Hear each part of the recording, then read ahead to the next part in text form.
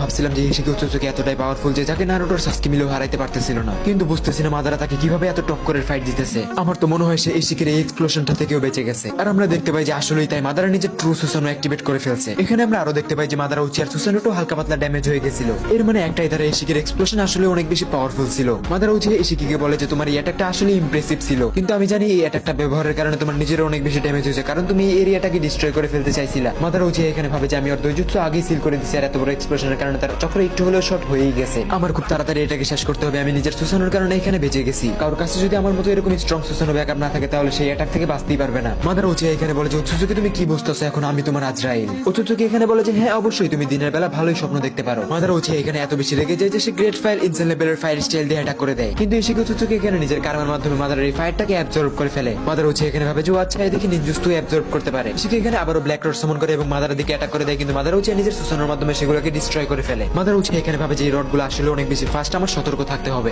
ইশিকি এখানে আবারও হাসতে থাকে, আর মাদারা উচিয়া ভাবে যে আবারও হাসতেছে কেন। তখন ইশিকি বলে যে হেই ঘোস্ট, নিজেকে বাঁচাও। এখানে মাদারা উচিয়া বুঝে ফেলে যে কোনো তো সমস্যা আছে। মাদারা উপরে তাকাতেই দেখে যে ইশিকি আবারও ব্ল্যাক কিউব বক্স সামন করছে। মাদারার সাথে সাথে জাম্প করে সেই কিউব থেকে বেঁচে যায়। এই পর্যায়ে লিটারের মাদারা উচিয়াকে হালকা পাতলা নার্ভাস লাগতেছিল। ইশিকি বলে যে তোমার কি মনে হয় মাদারা, তুমি কি বেঁচে গেছো? সাথে সাথে ইশিকি মাদারাকে একটি পাওয়ারফুল কিক করে, যার মাধ্যমে মাদারা অনেক দূরে যেয়ে পড়ে। মাদারা উচিয়া এখানে নিজেকে আবার কোনোভাবে সামলে নেয় এবং নিজের সুসানো অ্যাক্টিভ করে ফেলে। ইশিকি এখানে বলে যে মাদারা তোমার কি মনে হয় তুমি এই টয়ের মতো দেখতে সুসানোটাকে দিয়ে আমাকে হারাতে পারবা? আমি এটাকে এক টোকায় ভেঙে ফেলতে পারি। মাদারা উচিয়া উত্তরে বলে যে সুসানো আমার আলটিমেট ডিফেন্স, এটাকে কম মনে করার বোকামি করিও না। ইশিকি বলে যে আচ্ছা এই ব্যাপার, তাহলে দেখি তোমার আলটিমেট শিল্ড তোমাকে কতক্ষণ বাঁচায়। আর তখন ইশিকি মাদারার উপর একটা অ্যাটাক করে দেয়, আর আমরা দেখতে পাই ইশিকি মাদারাকে একটি পাওয়ারফুল কিক দেয়, যার মাধ্যমে সুসানো ভেঙে মাদারা দূরে যেয়ে পড়ে। আমরা দেখতে পাই মাদারা উচিয়া এখানে পানির নিচে চলে যাইতেছিল আর ধীরে ধীরে সেন্সলেস হয়ে যাইতেছিল। তখন সে নিজেকে সামলে পানি থেকে আবারও বেরিয়ে আসে নিজের ওয়েপেন্সের সাথে, যেটা দেখে ইশিকি এখানে ইমপ্রেস হয়ে যায়। মাদারা উচিয়ার উপর আবার অ্যাটাক করে দেয় এবং যার মাধ্যমে সে অনেক বড় লেভেলের একটি এক্সপ্লোশন করে এবং মাদারা আবারও দূরে যেয়ে পড়ে, যার মাধ্যমে আশপাশে সবকিছু আরো খারাপ ভাবে ডিস্ট্রয় হয়ে যায়। ইশিকি মাদারাকে মজা নিয়ে বলে যে কি হলো উচিয়া, তোমার মধ্যে কি এতটুকু শক্তি ছিল? আমি তো তোমার আলটিমেট শিলটাকেও ভেঙে ফেলছি, এখন তুমি কি করবা? আমার তোমার উপরে হাসি আসতেছে। আমি তো তোমাকে আগেই বলছিলাম যে একটা কার্সেস কখনো একটা গডের সাথে পারবে না, কিন্তু তুমি আমার কথা শোনো নাই। মাদারা উচিয়ার অবস্থা এখানে লিটারালি অনেক বেশি খারাপ হয়ে গেছিল, আর সে বলতে থাকে যে এটা কি হলো, আমি কিছু দেখতে কেন পাচ্ছি না? আমি তো সব অন্ধকার দেখতেছি, এর মানে কি আমি হেরে গেছি?